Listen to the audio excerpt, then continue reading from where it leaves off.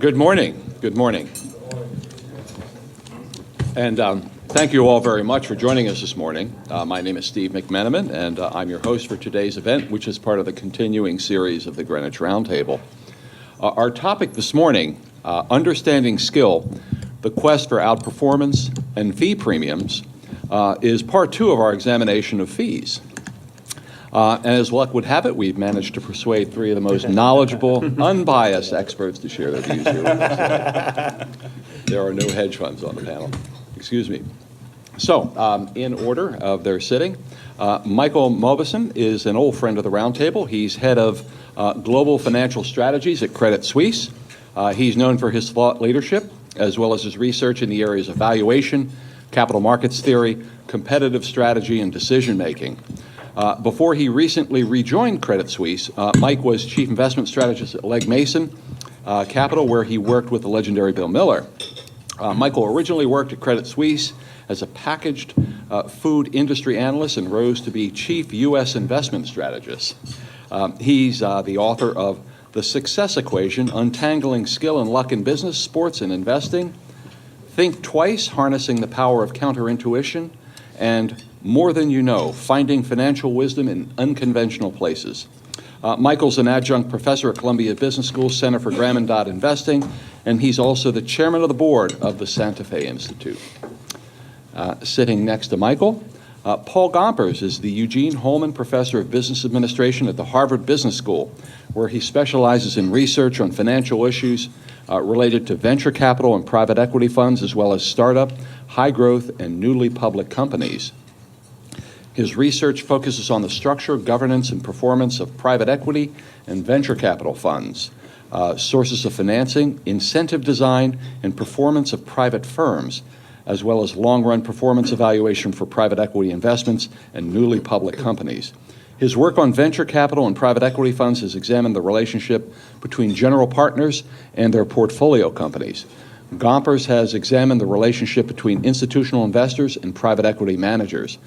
This work has examined a large collection of partnership agreements and examined issues of compensation, covenants, and restrictions, as well as distribution policy and performance. He is the co-author of The Venture Capital Cycle, The Money of Invention, and Cases in Entrepreneurial Finance. Professor Gompers is a co-founder of the Spur Capital Partners and is currently on the advisory board of Gemini Venture Partners, Highland Consumer Fund, Coastal Ventures, and On Point Technologies. Sitting next to Paul, Russ Wormers is professor of finance and director of the Center for Financial Policy at the University of Maryland Smith School of Business. Russ guides the CFP in its mission of generating research that informs financial policy in the private and public sectors. His main research interests include studies of the efficiency of security markets, as well as the role of institutional investors in setting stock prices. His research has developed new approaches to measuring and attributing the performance of mutual funds, pension funds, and hedge funds, which can be used to identify superior active managers. Professor Wormer studies the investment behavior of asset managers, as well as the impact of their trades on financial markets. His article on the mutual fund herding effect and stock prices in the Journal of Finance won the New York Stock Exchange Award for the best paper on equity trading. And finally, Bob Danhauser is a moderator of the Greenwich Roundtable today. Bob is the head of global capital markets policy at the CFA Institute in New York City. Bob manages a team of policy analysts responsible for regulatory consultation and outreach in Washington and in Brussels, as well as for developing thought leadership content related to the integrity of the global capital markets. Please welcome Bob as he sets us up for today's discussion. Thanks, Steve, and good morning to you all. Thank you very much for letting me be a part of your morning. So 27 years ago, Home Depot was founded, and it's not quite as ubiquitous as Starbucks now, but it's pretty close. They're pretty much everywhere. And over those 27 years, I've been a really good customer of Home Depot. If you come to my house, you'll see that I've got, 4 or 5 different kinds of saws and every kind of wrench imaginable.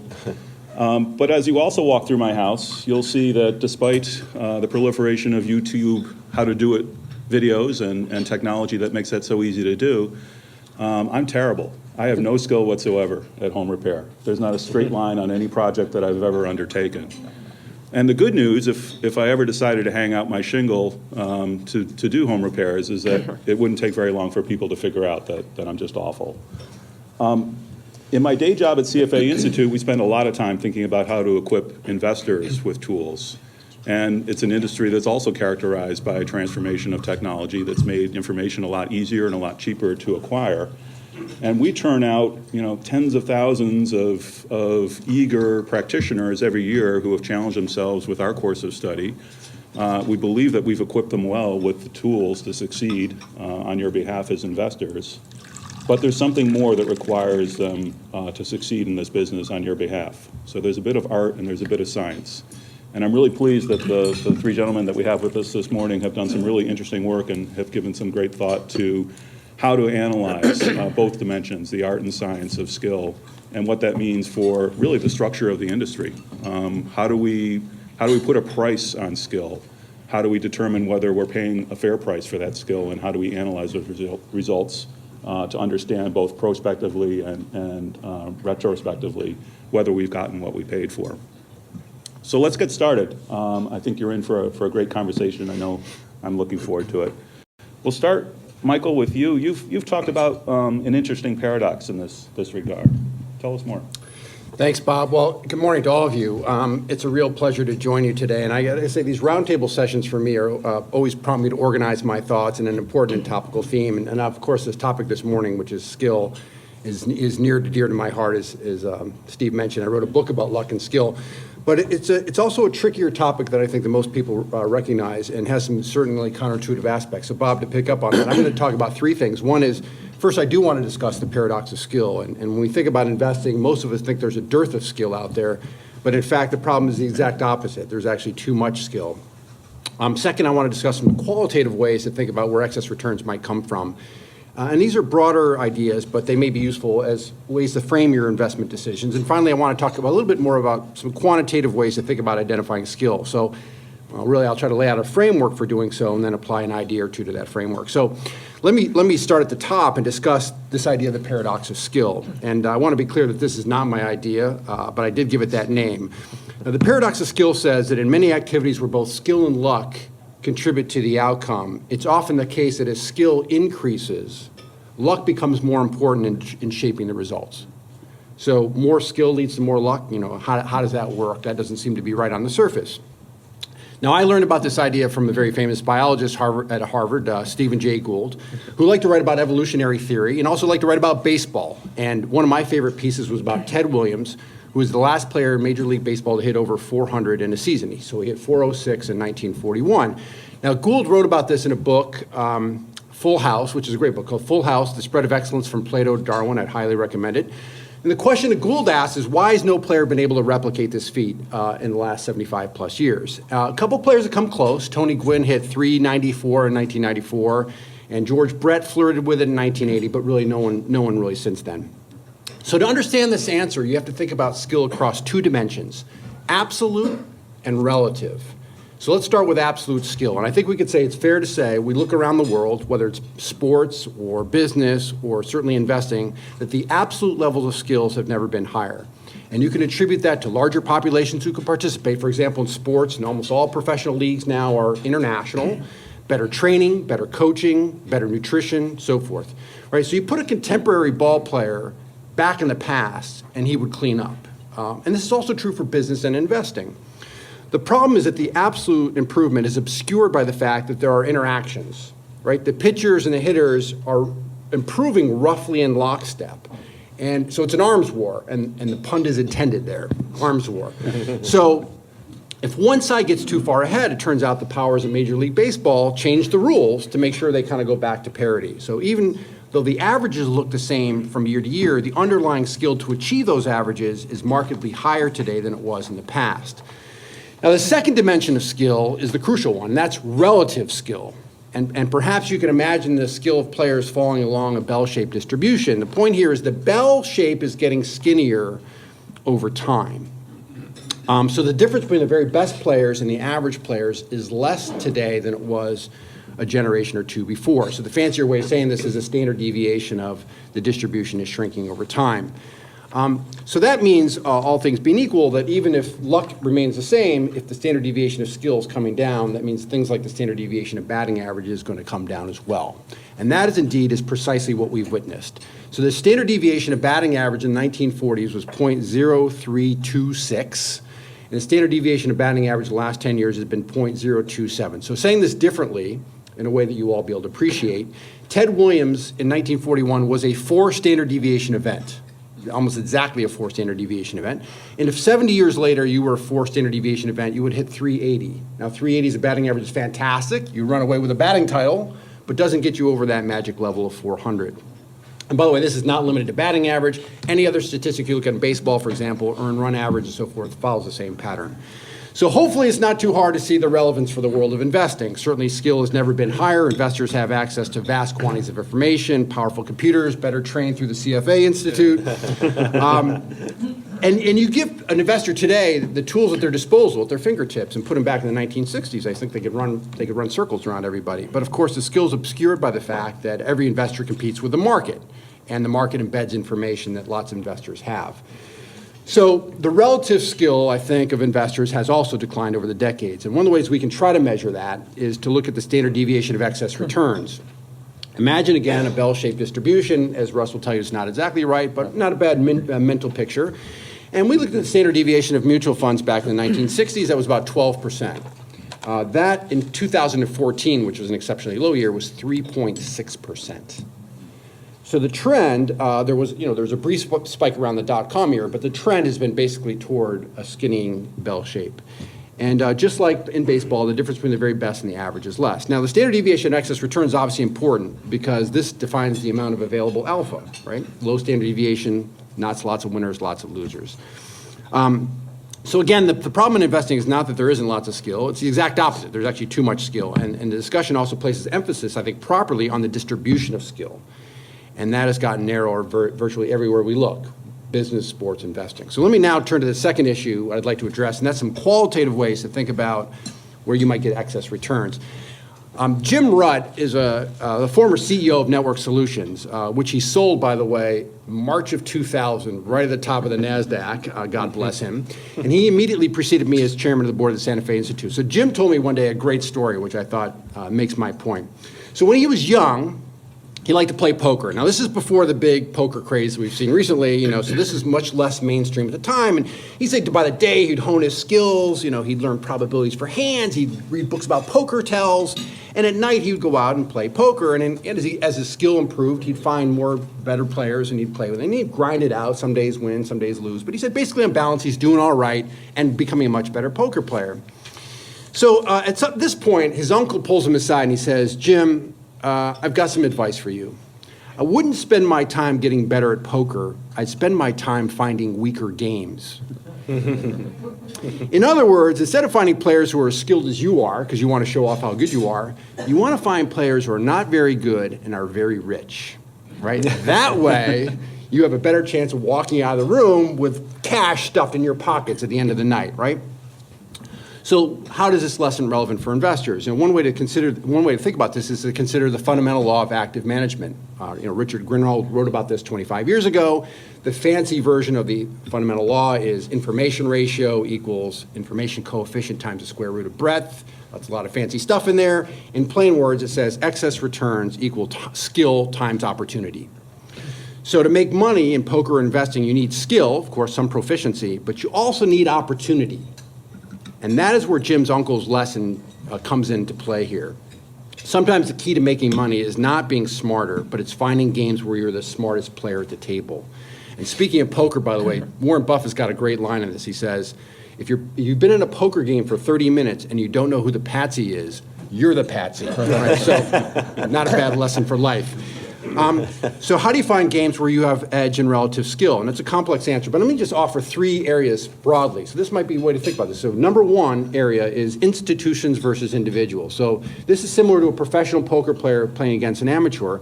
Research shows that institutions, when they come up against individuals, they come out on top. And there are a couple examples. We know this comes from IPOs, for example. So institutions tend to be better at understanding IPOs. Another really nice paper was studying the Taiwanese market where they actually tagged every investor. And again, they looked at over a 5-year period, and over that 5-year period, institutions had positive alpha, and that was at the expense of negative alpha of individuals. The second area is taking advantage of people who need to buy or sell for non-fundamental reasons. So is someone on the other side of my trade doing things for reasons that are non-fundamental? A classic and obviously persistent example of this is spin-offs. So spin-offs, typically small, hairy businesses, large funds don't want to own them, they get rid of them. That might be an opportunity. But there are also, I think, technical things going on in markets from time to time. Large firms increase or decrease their risk exposure. That leads to selling, buying that may be of interest. And the third area, which is most difficult to define, but I think perhaps the most significant, is what we call diversity breakdowns. That is, markets tend to be efficient in a classic sense when certain conditions prevail, including the diversity of the investor base. When investors correlate their behavior, we see big moves up or down. And of course, you hear about this, the crowded trade, that kind of thing. But, and obviously the mother of all examples would be something like the dot-com era, right? So, but here's the challenge in that. The very factor that causes market inefficiency, which is these correlated beliefs, makes exploiting that inefficiency difficult, right? In other words, a desire to be part of the crowd is very powerful, and being apart from the crowd is very, very scary for most of us, right?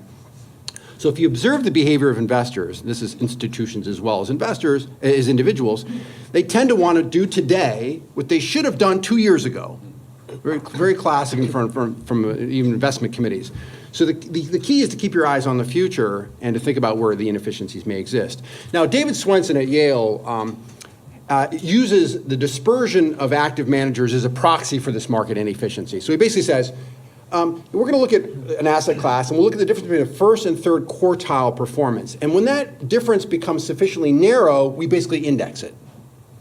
When that dispersion remains quite large, that means there's going to be differential skill. And he says that's where we'll go out. Yale will find the smart people, and we're willing to pay them substantial fees to do that. So he told his students, and I'll quote it, "You want to spend your time and energy pursuing the most inefficiently priced asset classes because there's enormous reward for identifying top quartile venture capitalists and almost no reward for the top quartile bond investor," right? So, nothing against bond investors. Okay, so no. Now, one area that's been interesting to me, and I think that Russ has written a little bit about this, and I think it's a fascinating area, and I'd like to see more on this, is has the rise of passive investing itself created an opportunity for active managers? And we know, for example, that trading characteristics of stocks change before and after they go in the S&P 500 or some other index, but I think it remains to be seen whether indexing itself becomes a source of edge. Okay, third and finally, let me wrap up with maybe a little more quantitative approach to thinking about skill. And whether it's sports or business or investing, we'd all like to come up with statistics that are indicative of a good process and hence give us a good chance of achieving excess returns over time. So what makes for a useful statistic? And this is actually a nice heuristic just in life. Generally, you want to have two characteristics. The first is that you want your statistic to show persistence. Statisticians call this reliability, right? That means that the outcomes are highly correlated with themselves over time, and high persistence is generally indicative of skill. The second characteristic is that it's predictive. In other words, it correlates highly with the results you're trying to achieve, right? Statisticians will call this validity. So you want a statistic that's persistent and predictive. Now let me go back to the world of baseball for just a second and make this point more concrete. So many of you probably read Moneyball, you heard about Moneyball, but one of the things the Oakland A's did is they recognized that for hitting, there were batting average and there was on-base percentage. And it turns out that on-base percentage is both more persistent and more predictive of run production than is batting average. So it's better on both of those two dimensions, and of course, much more importantly, from their point of view, it was mis or undervalued in the marketplace, right? So it's a better statistic and not priced well. Now, unfortunately, this guy's been working on this, but unfortunately, I don't know if there are super clean measures in the investing world, but I guess I'll mention one that has made a bit of a splash in recent years, although it remains controversial. Maybe Russ can speak to it some more, and that's this concept of active share. So I suspect most of you have heard of active share, but let me offer a very brief definition so we're all on the same page. So active share is the percentage of a fund's portfolio that is different than the fund's benchmark index. So a fund with zero active share is basically an index fund. Well, it is an index fund.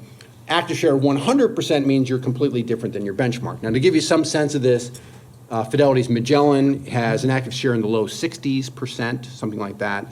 And so you can have a high active share either by owning, you can own the stocks in the index but own them in very different weights, or you can own stocks that are not in the index at all. So researchers have suggested that a combination of high active share and low tracking error or maybe low portfolio turnover have led to excess returns. Now, active share itself is very persistent, and that comes as no surprise because active share is largely in the control of the portfolio manager. And again, portfolios with these characteristics have tended to generate excess returns on average. Let me just make a couple final points. I know we have to talk about fees, so I'm going to make a couple final points on active share. The first is that, very interestingly, active share has been in steady decline over the last 35 years. So active share in 1980 was around 80%, and is now down to 55%, and it's been just drifting lower through time. Now, of course, that excludes index funds and ETFs. So if you throw in what's happened with the rise of passive and the rise of basically closet indexing, you can see there's a lot more index hugging today than there was 30 or 40 years ago.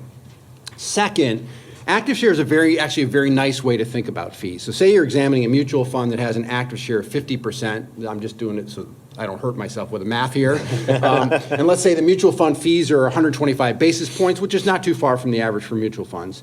So if you work out the math, the fund has to generate excess returns in the active component of 250 basis points just to be at zero alpha for the fund in total, right? Because half of it is the index itself. The other half, you need 250 basis points to compensate for the fees for the whole thing. Right, so 250 basis points of excess returns for a mutual fund, that's a long task, right, even for someone who's pretty skilled. So the other thing I'll say on fees, and again, Professor Wormers can back me up on this, but we've run correlations on fees and performance, and I think if you do it more carefully, you might get results. But we have found no simple relationships between fees and performance in our work on this. So that, I'm just going to end there. Let me just say, what do you do about all this? Let me offer three, perhaps, takeaways from this discussion. First is it recognized the challenge in finding differential skill among active managers reflects a surfeit, not a dearth of skill. And I think that's why it bums out when you say to money managers, like, it's all random. It bums them out, right? Because they're actually working really hard and they're smart and they're diligent and so forth. And that's the major lesson of the paradox of skill. So that, and it also applies beyond the world of investing. Number two is remember that story about Jim Rutt, right? The key to making money is not just proficiency, which we all want, of course, but it's finding easy games. In investing, it's giving a great deal of thought of why you or someone you're hiring is the smartest person at the poker table. And as Napoleon was reported to say, it's all over the internet, but I could find no reference to him actually saying this, but it's too good to not repeat. Napoleon reportedly said, "Ability is nothing without opportunity." And I thought that was great. So you can have the smartest person, but you can have LeBron James, but if he's sitting on the bench, doesn't do a lot of help in terms of the game. And the third and final point is a good statistic is one that is both persistent and predictive. And these are things we can test. We are awash in statistics in everything we do, yet we know that they're not created equally. So this is a nice little test to see which statistics may be more or less useful from one another. And again, active share I think is potentially interesting as a measure, but we should continue our research on that and for other measures. With that, thank you very much. Thanks, Michael. I appreciate the baseball metaphor. I wonder what the analog is for performance-enhancing drugs in investing. Actually, maybe it's exactly the same. I don't know. Caffeine steroids. Caffeine and Chardonnay.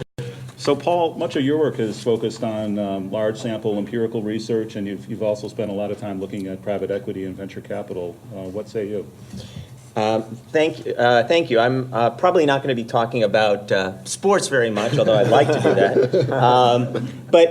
But really want to talk about this issue of skill in investment management, and in particular, since I've spent most of my life looking at private equity and venture capital, I'm going to focus on that literature, and Russ can speak more to sort of what happens in the public markets. And one of the things is I think this is a great industry to look for skill. If we think about whether it's David Swenson or what Michael's just talked about, that we think that private equity and venture are less efficient markets, and therefore we'd hope that skill would have a bigger impact because the opportunity set is bigger.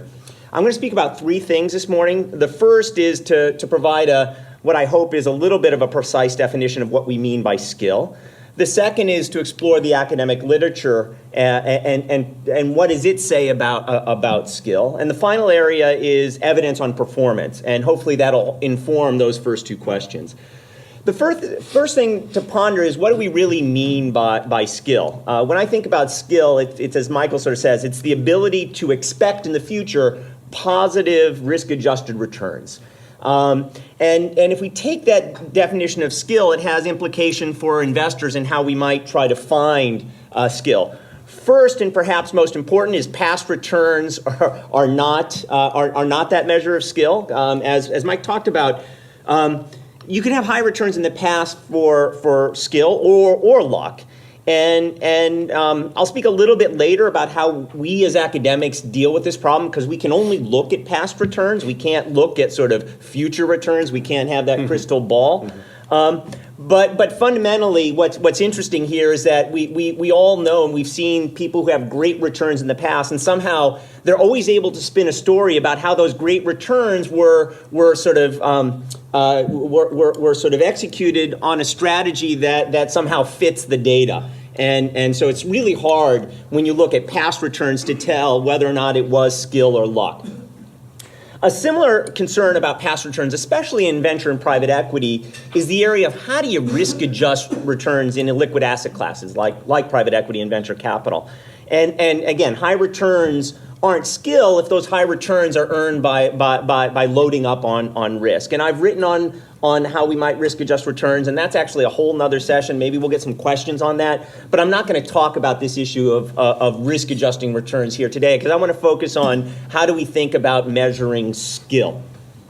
So if we accept that definition of skill and that it leads to higher risk adjusted returns, how do we go about identifying it? The first area I'm going to talk about is human capital. The academic literature on private equity and venture has utilized a number of what we as academics might call proxies for human capital, the sort of skill basis of your investors. And we'd like to think that if we can truly measure human capital, we might be able to measure skill and ultimately performance. So in my own work, some of the research I've done is to look at things like educational background, including degrees from top schools and universities, advanced degrees and honors as measures of human capital. Another thing that we've done in the research is to look at past employment. So what are the positions you've held? What are the reputation of the firms where the GPs have worked in the past? And it's not surprising that when you look in broad samples of venture and private equity, that these characteristics do correlate with realized returns. That if you've gone to a top school, if you've worked at sort of high tier firms, that your returns on average have been better. You know, one of the things that I actually haven't had the courage to do is to look for the Paul Gompers effect. You know, I haven't looked at my students because I'm a little afraid about what that might show. You know, maybe someday I'll do it. But one important issue to contemplate is how do we think about these proxies in terms of the mechanism by which they may translate into higher returns in venture and private equity. So certainly the admission screen is something. Maybe, you know, sort of on average smarter and more able people get admitted to these top universities than lower tier universities. In addition, I'd hope that at least the quality of faculty and teaching are better, so maybe they're actually learning something that they put to use. I'll talk in a second about some recent work I've done with Steve Kaplan where we actually think that may not be happening. Hold off on that, and you know, maybe we're not actually teaching them things that they use and execute on.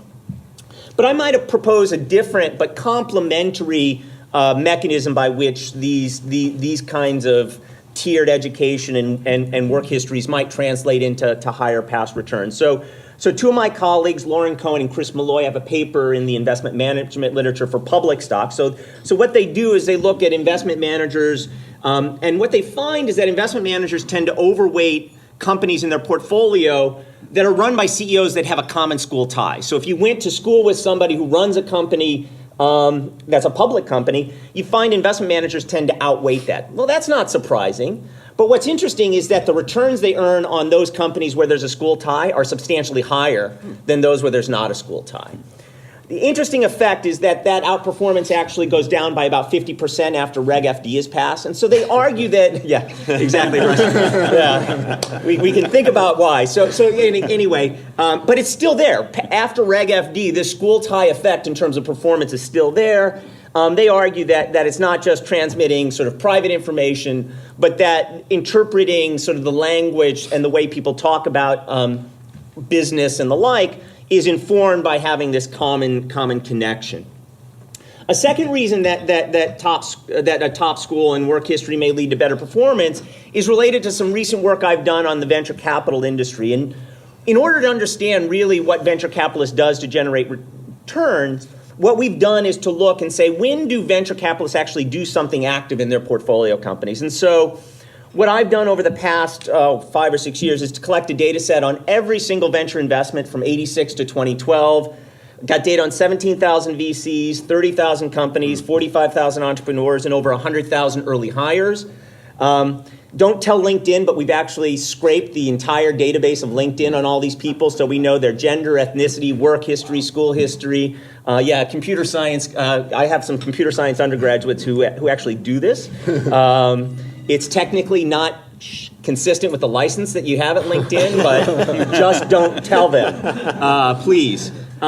So we've got this great micro-level data on performance as well. And what we end up showing is that venture capitalists actually are incredibly active at helping recruit new senior hires and board members when they take a board seat at the portfolio company. So if you look at their network of people who they know, the venture capitalists actually are quite active in that sense. And there's a positive relationship between the returns on those individual investments and the activity of recruiting quality new senior hires and quality board members.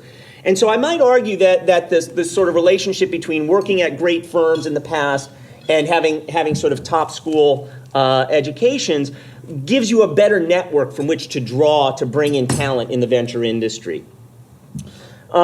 So while these may all be important for understanding skill, we might also think there are other areas to look at that are going to help us identify skill. And so the second topic I want to explore is firm strategy. And strategy plays an important role. We all think about how do these private equity and venture firms execute their investments in some coherent way. And I want to spend a little time first talking about strategy in venture capital, then talking about strategy in private equity. And the literature here is certainly evolving, but I think there are some important insights as we think about skill.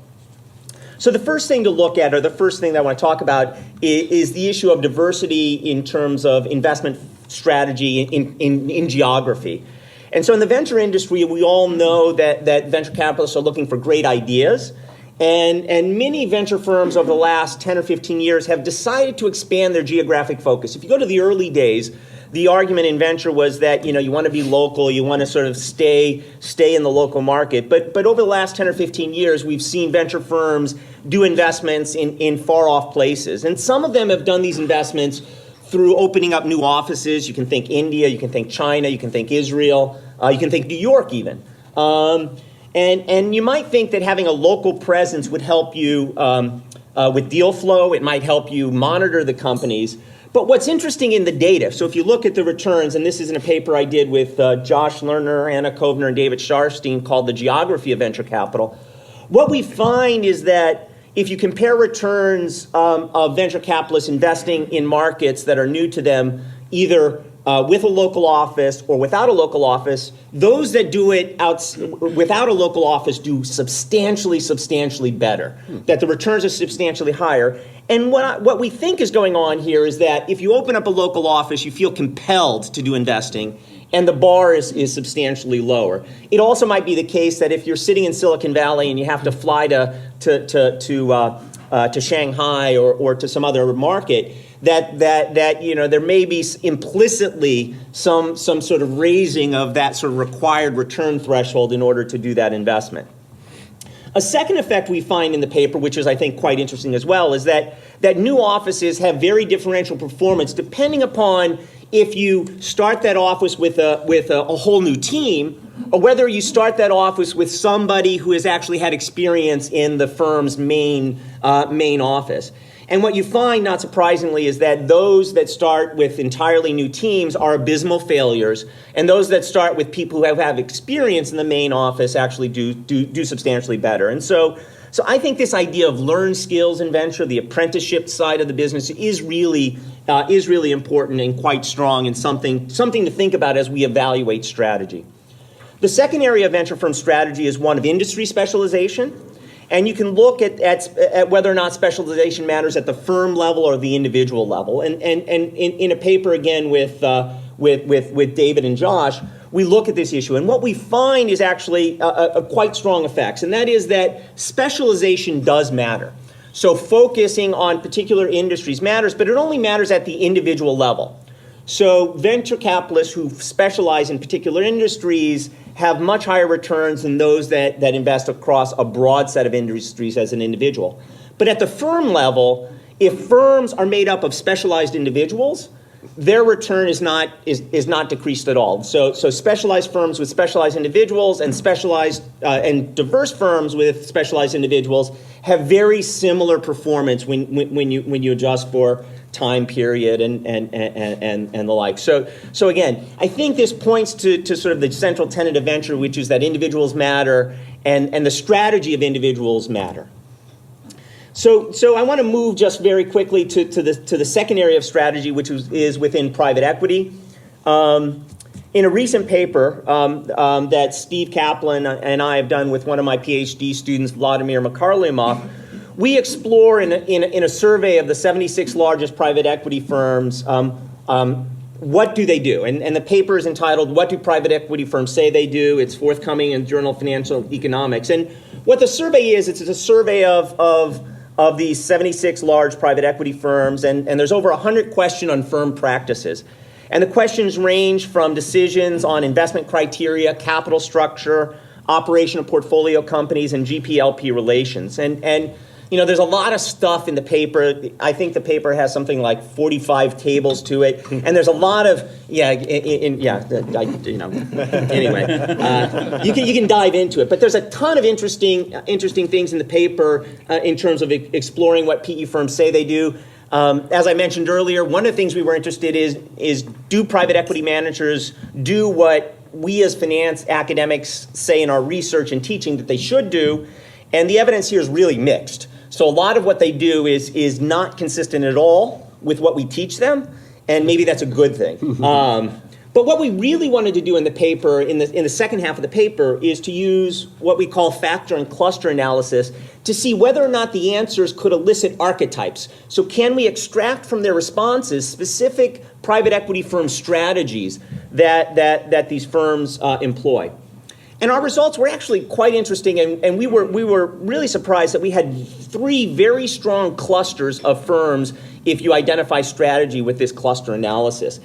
And the 3 types of private equity firms sort of focus, first on financial engineering, second would be operational engineering, and third is governance engineering. So again, financial engineering is what we all would sort of think about it, that these firms are likely to have answered questions like they do investments motivated by taking on as much debt as possible at times when capital markets are receptive to high debt levels and lax terms. And these firms generally tend to be somewhat price sensitive with their investment targets. The operational engineering firms favor firms for which they can grow revenue, which is interesting because the metric that they almost universally ranked as the top metric in terms of what they try to do is to grow revenue. And again, I've always thought about profits, but revenue seems to be what the private equity firms in this category look at. In addition, they try to sort of stick to very, very specific industry focus. And finally, the governance engineering firms generally tend to focus on increasing management incentives and providing oversight for the firms in terms of boards of directors and the like. So with our confidentiality agreement in place, I can't tell you which firms have which strategy, but what we did do is we also gathered data on these firms in terms of all their investment professionals and their founders. And what we did find, and what you can probably look at, is that the backgrounds of the firm founders and investment professionals certainly influences strategy. So former investment bankers are more likely to work at firms that focus on financial engineering, former consultants, operational engineering, and the like. So the archetypes that you might think about. Now, I'm sure you're all interested in the really interesting question is, well, do these strategies influence performance? And that's a great question. Stay tuned. We're actually gathering deal-level data right now to see whether or not these distinct strategies play out in terms of better performance. And so stay tuned, and that's something that I'm willing to sort of speculate on, but we don't have the final data. The final area that I want to expound just a couple of minutes on is this issue of the academic literature on performance and how does it relate to identifying skill. And this relates to what Michael talked about, performance persistence. So we would expect that skill should allow us to find firms that are able to do well fund over fund. And if it does exist, then we'd expect this to occur in the private equity industry. So does persistence exist in private equity? Absolutely.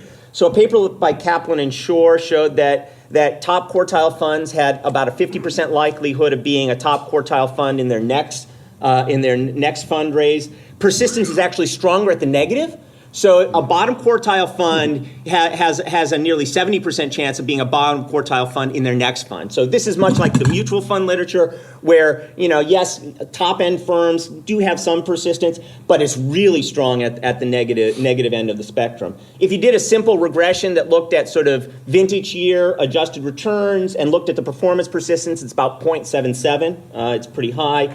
While this data was pre-2000, a recent paper by Harris, Jenkinson, Kaplan, and Stook showed that this performance persistence post-2000 is actually still there. It's a little bit smaller, but it still exists in the post-2000 data. I can add to this in the venture industry. Josh, David, and I have looked at performance persistence at the individual level, and it also exists there. So anyway, I wanted to I'm sort of running out of time. This is, again, as Russ and I were talking, academics go on forever. Two little sub-points. If you look at the data on sort of changes in performance, scaling does matter. So firms that increase in size actually have lower performance in the next fund. So a rough metric here from some of the work we've done is that if you double your next fund size, it predicts a lower adjusted return of about 7%. So that's a fairly big number. So what are we to make of these results? Again, my interpretation is that skill exists. We're on the road to finding things which are correlated with skill. Persistence does exist. And I firmly believe that if we take the kind of analytical approach that Michael and Robert have talked about, that you can craft a strategy to help you identify those managers that have high skill. Anyway. Paul, thank you. Really, really interesting stuff. You mentioned Russ's earlier work looking at mutual fund data.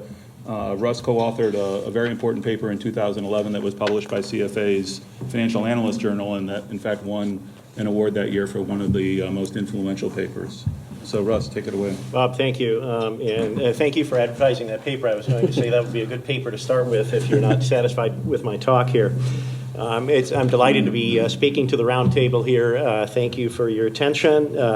I've spent 25 years, Michael, maybe you know better than I do, 25 years plus thinking about luck versus skill, as Paul says, in public markets mainly. And so I'm going to try to, I guess, summarize for you kind of what I think are the most interesting things that I found in 12 to 15 minutes or so. So I'm going to pick up, being the last mover advantage, I'm going to pick up a little bit on what Michael talked about, a couple of themes that Michael talked about, and weave them into my talk here. One of the things that Michael talked about that I thought was especially salient is the idea that as skill grows, luck grows. I think I heard that right. I hope I did. Yep. And so this has many implications to it, many interesting implications. Let me dig in. Let me unpack this a little bit. So why does, when skill grow, why does luck grow? Well, because the person who is performing doesn't know how skillful they are. So this is a big problem in asset management as well as baseball. Is we don't know how skillful we are. I don't know how skillful I am as a professor. I wake up every morning wondering if I'm lucky or skilled. Maybe that's healthy, Paul. I don't know. Totally healthy. But so the person doesn't know whether they're lucky. So they tend to take small bets. They tend to be conservative when they're new, on the literature on education and experience and things like that. And as they learn over time, they get this mixture they get some good outcomes perhaps. And they should realize, well, they do realize that some of that is due to good luck and some of that is due to skill. Unless you're Ted Williams, I guess it's all skill. But over time they start taking bigger chances because they learn about their skills and even to some extent they can become overconfident about their skills. I think that's before you get out of here, that's the thing that I think is the worst behavioral bias in asset management is overconfidence. And that's where luck versus skill plays a terrible role in investment managers becoming overconfident and taking bigger and bigger bets. And you can see that time and time again of these fantastically skilled active managers. And I'm a big fan of active management. I think it works. But taking bigger and bigger bets until they absolutely fall apart. In the sports world, I used to like the Yankees until I got tired of them buying all their players all the time, and the Red Sox do the same thing, basically, Paul. But That's okay. So now I'm a Washington National. But anyway, an Orioles fan. But yeah, in baseball, I loved Reggie Jackson, right? So Reggie Jackson, if you remember him, I'm sure you do. He hit 3 home runs in 3 pitches in 1977. And that was quite incredible. He was a big major factor in them winning championships. But as Reggie Jackson aged and his skills became more and more known, he always started swinging for the fences, right? He took big swings, which meant he struck out a lot, okay, which meant that luck played a bigger role as his skill became more and more known. So that made it tougher and tougher to evaluate how good Reggie Jackson is, because his home runs per game, became much more variable, or per season even, became more variable during the latter part of his career. Fund managers. So I did some research on fund managers. What do when they have a good run of about 1, 2, or 3 years? They start increasing their turnover. They start taking bigger bets, okay? And the market actually helps them do this too, because successful managers get huge inflows. We like to believe, or investors seem to believe, that past returns are indicative. Paul told us they're not, and I agree. They're not very indicative of skill, but investors don't seem to believe this. So investors make a fund bigger. They make it easier for a manager. They put more and more money on the table. They make it easier for a manager to take bigger and bigger bets. And so because of this becomes a huge problem in asset management, in separating luck from skill. I'll return to this in a second, but let me put a little bit more positive light on things here. In my career, I have tried to uncover as many quantitative techniques as possible to try to separate luck from skill as best as possible. And I've come up, I think, with some great co-authors, with I think some techniques that work. And I can say that with all my 25 plus years of study, it still comes down to maybe only tilting the odds in your favor by maybe as much as 5%, but probably no more, that you're going to select an active manager who can beat his or her peers, or an equivalent index fund. But 5% is can be useful in many circumstances.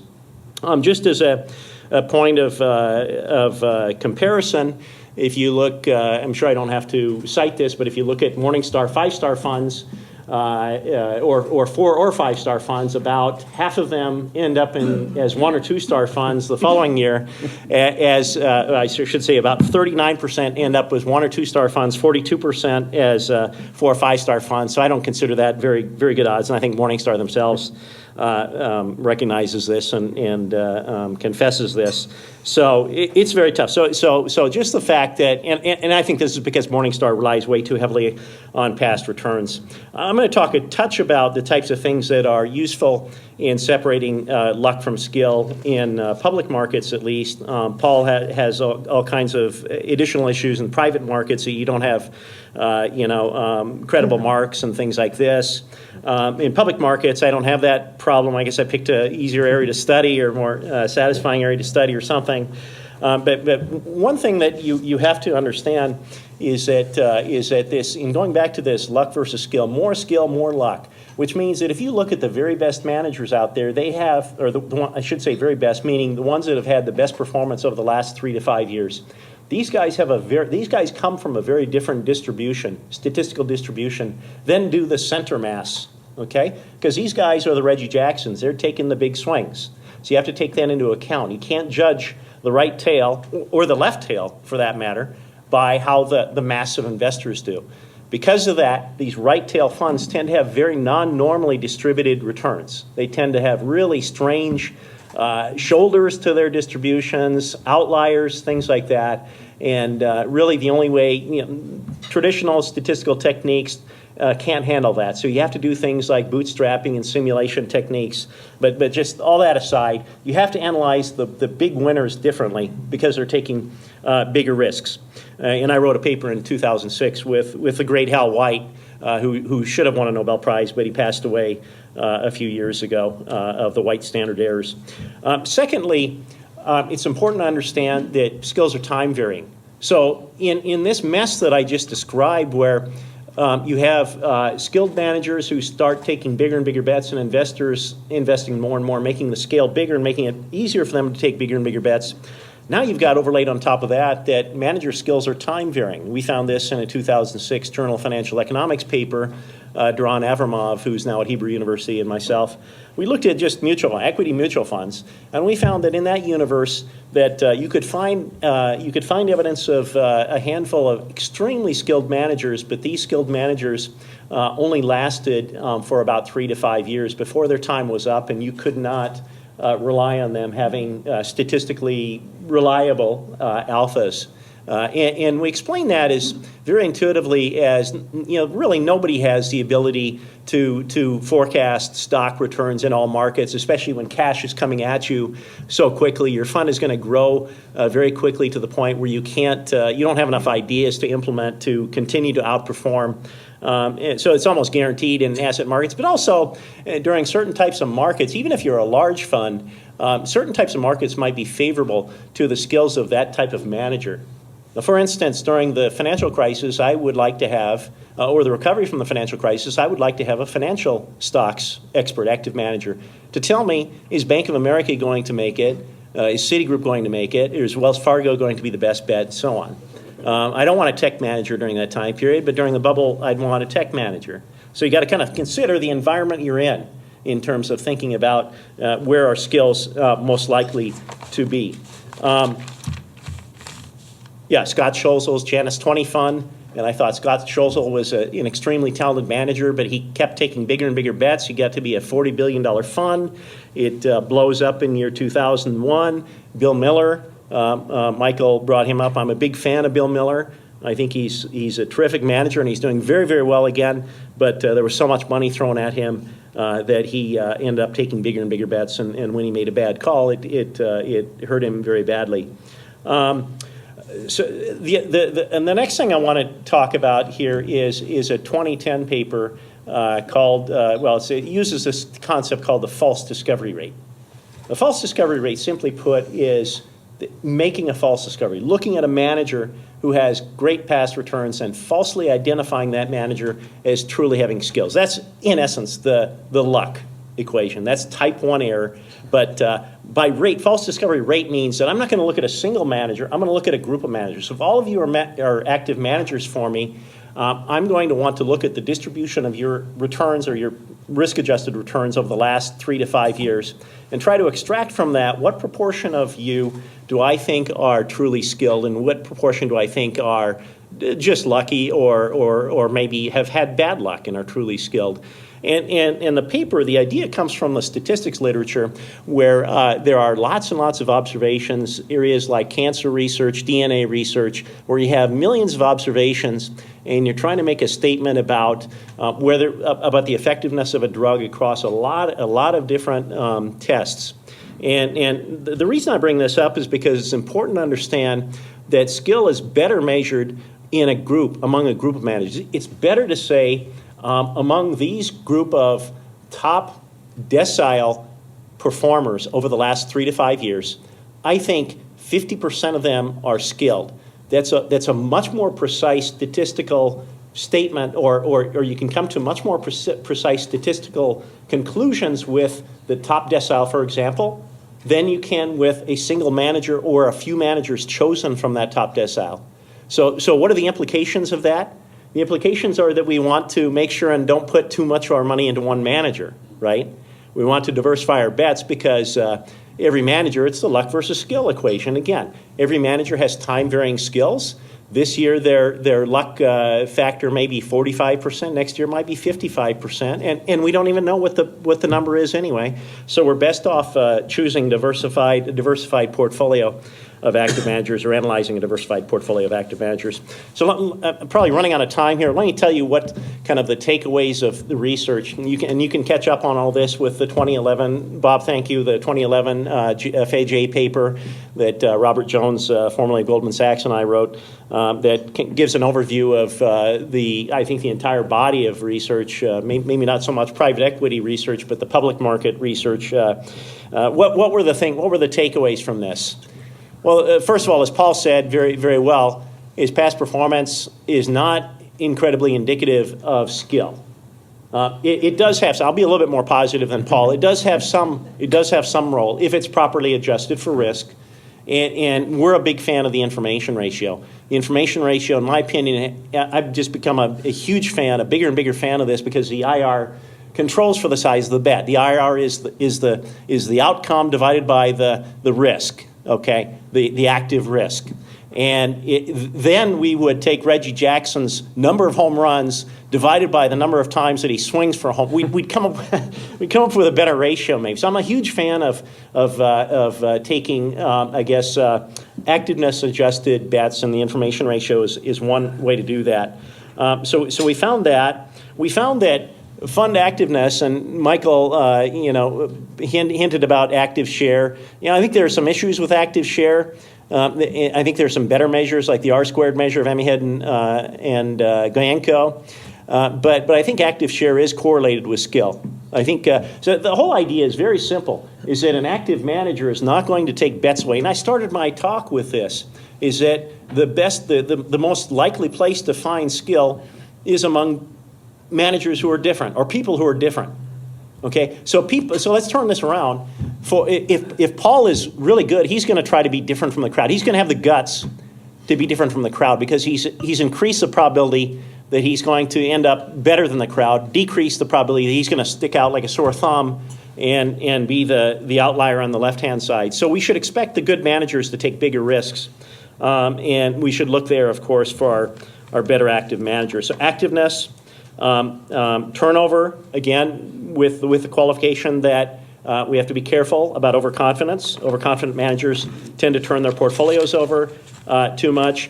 Herding behavior. This gets back again to, I have a paper that's still forthcoming in management science that looks at contrarianism. You want to look for managers that are different from other managers. Those who, and again, this is exactly the same thing. So you want to look at, in equity managers, who's betting against the herd, who's making trades that are different most of the time. One example, I'm not here to advertise anything, the Dodge and Cox stock fund. They come out as like one of the top contrarian funds in our sample, and they have been just an extraordinary. I'm not advertising. I'll probably curse them now from now on, but it's just an example of how being different can be better. Macroeconomic conditions. Again, let me return to that just briefly again. What environment are we in, and who did well under similar circumstances, or what industries do we think have the most asymmetric information right now, and how should we line up our active management portfolio with that?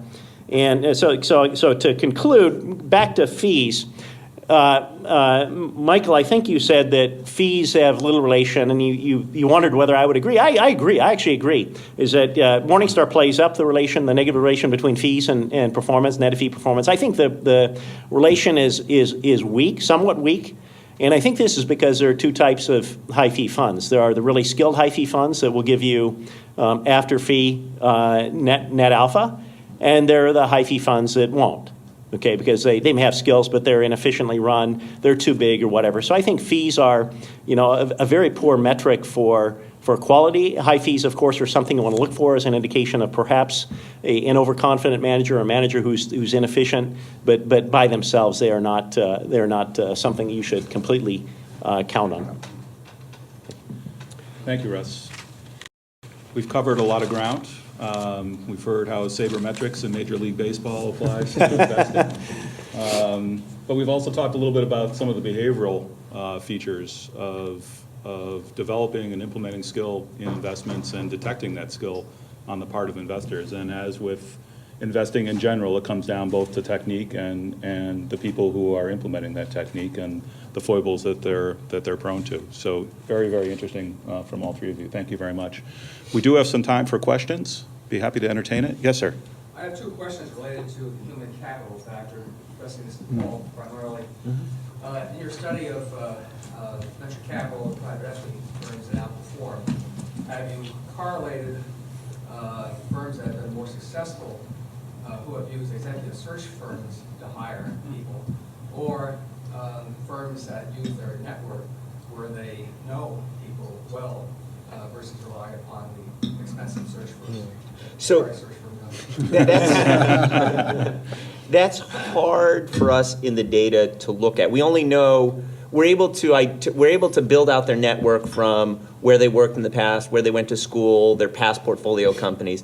But we don't actually have this data on did they actually hire a firm. Maybe we could assume that if the hire doesn't come from their network, they used a search firm, maybe.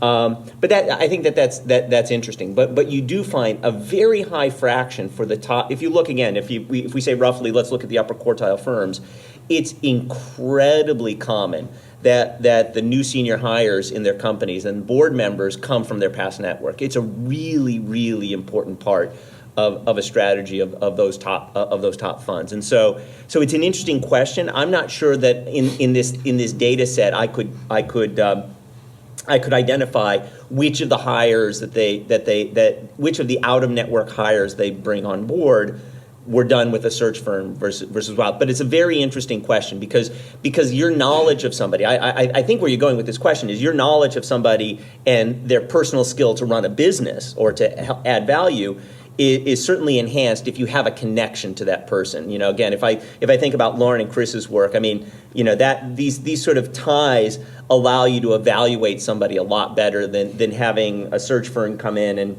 and get a commission on hiring somebody. Yes, sir. There appears to be some evidence broadly across all asset classes, public and private, that there is fee compression. Corollary to that, is there a premium addition to the long-term average being asked for skill today? Have fees gone up? Is there a perverse effect that there's willingness to pay more? Just a comment on fees.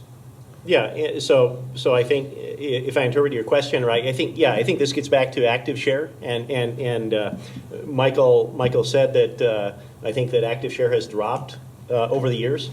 I think that smartly investors are demanding to pay less for market exposure, but are they paying more for? They probably are paying more of a spread for the active management part because it's being more accurately, I guess, identified, isolated.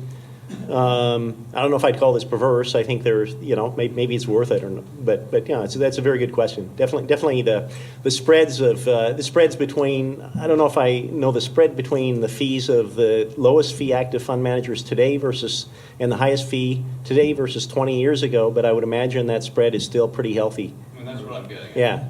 Yeah, Great question. within venture and private equity, it's a little bit different. I mean, historically we've had incredibly standardized fees in terms of the fee and the carry.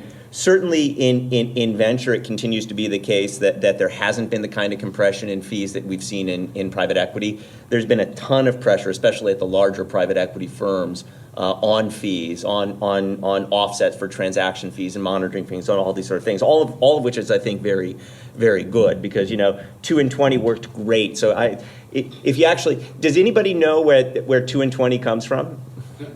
Anyway, the first private equity fund was actually raised in 1958, Draper Gaither Anderson, and it was 2 and 20. Anybody know the size of that fund? $25 million. 2 and 20 works great if you're 25 million. 2 and 20 doesn't work so great if you're $15 billion. So I think the compression on fees in private equity has made just a ton of sense. Depends whose point of view you take. Okay, Mike. Question to you on active versus passive going forward. I'm going to pick out an argument on each side based on something you said. So, in favor of passive management, you have the narrowing in the standard deviation of returns among active managers that Charlie Ellis has articulated really well. that it's because of their skill that there's no real differential. So that's a great argument for passive management looking forward, because if everyone's going to have the same return and you pay less, you're going to get the same outcome. On the other hand, you have this decline in active share, which should be, and you sort of indicated, could be an opportunity for active managers to play against that crowd.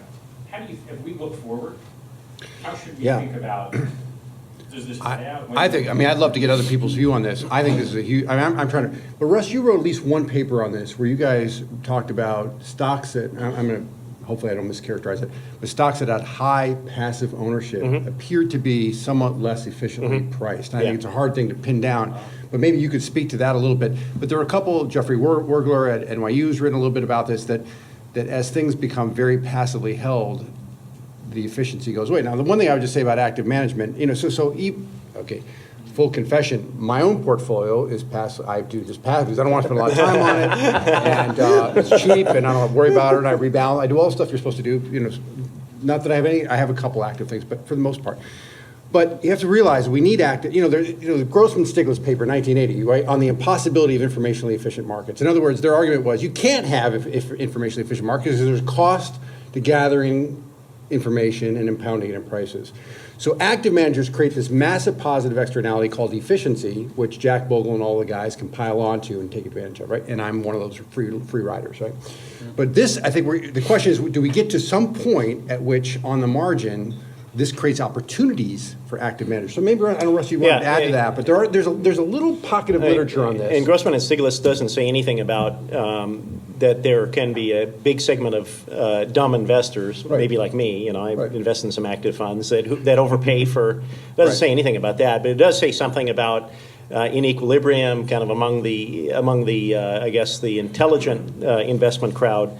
There has to be some type of equilibrium, risk-adjusted equilibrium between the two. So I think right. So I have a working paper that looks at that sorts stocks. Just, I guess, put it simply, sorts stocks by the level of their active ownership versus passive ownership. We don't do anything yet as sophisticated as using active share to measure activeness of the active and so on and so forth. Good.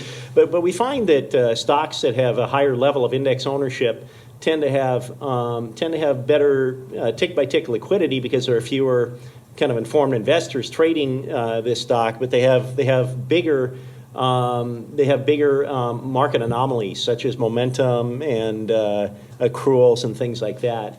So I agree that where do we sit right now in terms of overall in the economy? We probably still have too much active management. I think passive is 20-25% now.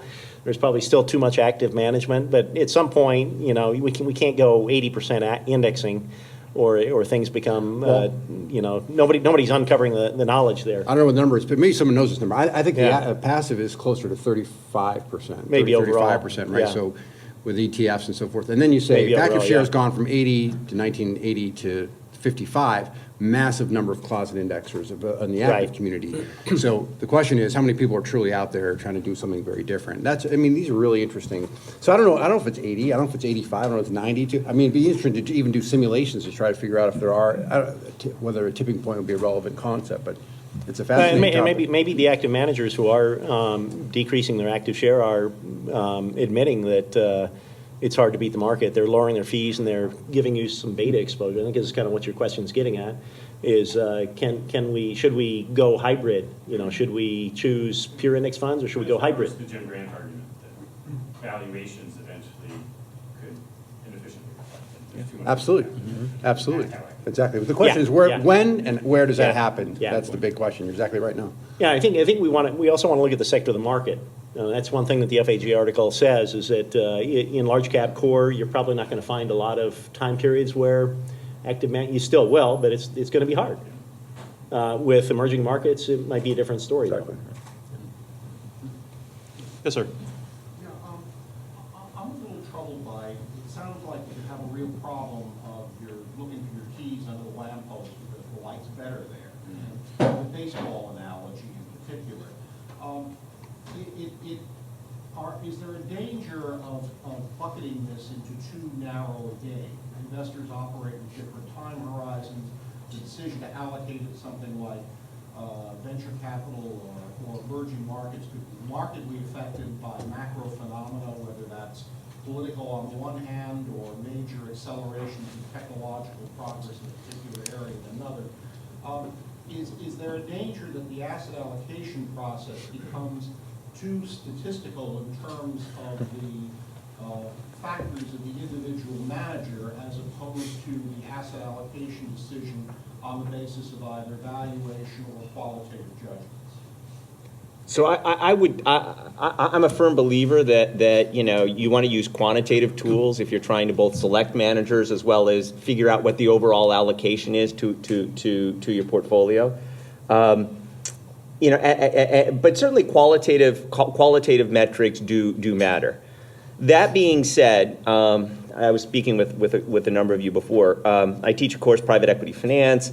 Have taught for many years a case on Yale University endowment. The case is updated all the time, and I will tell you that what Swensen gets out of his modeling of portfolio is says that if you truly have asset classes that where you believe you can outperform risk-adjusted returns by a big amount, like they have, you're gonna certainly overweight it. And so there, my own view is that Swensen actually is very quantitative and analytical, and it's served them very, very well. So I wouldn't throw the baby out with the bathwater. I'm sort of an empiricist, so I'd more heavily weight the quantitative side of things. But you absolutely have to think about where you are in valuations. If I just take venture for instance now, do I want to be a buyer or seller of venture capital? I know that looking through portfolios of venture right now, it's a great time to have been investing in venture capital for the last 10 years.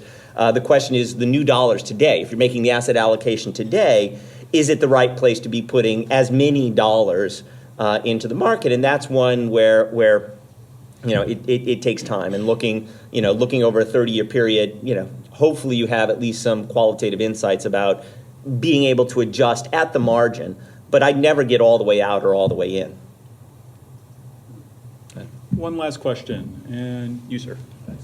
Paul, you mentioned you'd be willing to speculate on the performance of the three clusters you mentioned, so would you be willing to do so? Yes, so I will, and this does reflect, I think, a little bit in terms of the change in the environment within private equity, and I have spent sort of the last 3 or 4 years. I developed this new course in private equity finance, written probably 25 new cases, and actually have a second course, which is private equity projects, where I have teams of students who are actually doing real projects with private equity firms. So on the private equity side, at least my intuition tells me that to use Michael's sort of baseball analogy, we've got a lot more skilled players in the market today. There's just a lot more players. We went from how many teams in the 1920s to how many teams today. So there's a lot of teams out there in private equity, and so it's going to be much harder to generate returns. And I think the ability to work with portfolio companies actively and having real skill in that dimension, the operational side of things, is likely to be where I think returns are going to be earned. And everybody's talking about this. This is really interesting. It's like KKR, you buy a consulting firm, Blackstone, you got your ops group, and so everybody has it. But what's interesting, and what I focus on and what I think about, is are these operational teams second-class citizens? So I get students all the time who say, God, I have an offer to join the ops group from XYZ PE fund. And what's interesting is both the career path, the compensation, and the like, in most of these is sort of second class to the guys who are doing the deals. I think it's hard to build a culture around operational engineering in those firms. And what you'll find, I can't talk about the firms in the data, but a lot of the firms who now talk about being really active in operations and the like, when you look at the survey results that we get in terms of what they say they really do, they're much less on the operations than those firms that we would typically think actually are sort of hands-on. So my own view is that from today going forward, it's very likely that those firms that have demonstrated operators and have worked with the companies and the like are going to be those that generate the best returns. So that's my prediction.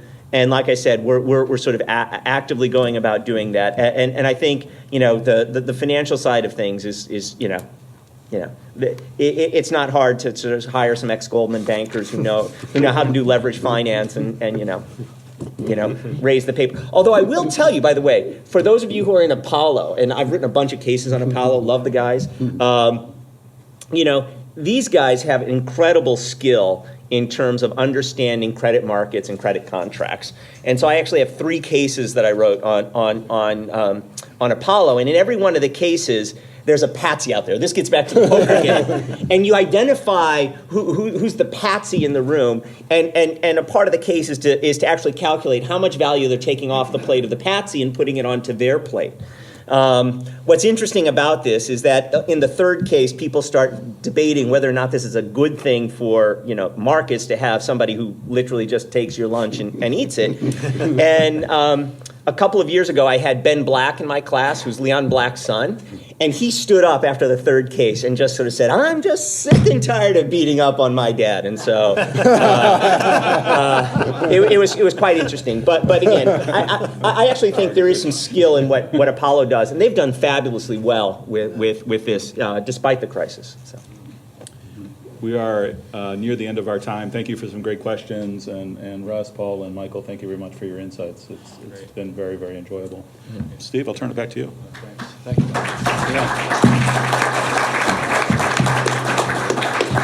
Great, and thank you, Bob. So, Connie, September 17th? Yes, sir. Good, okay. Asset allocation is the next time we'll meet in this room.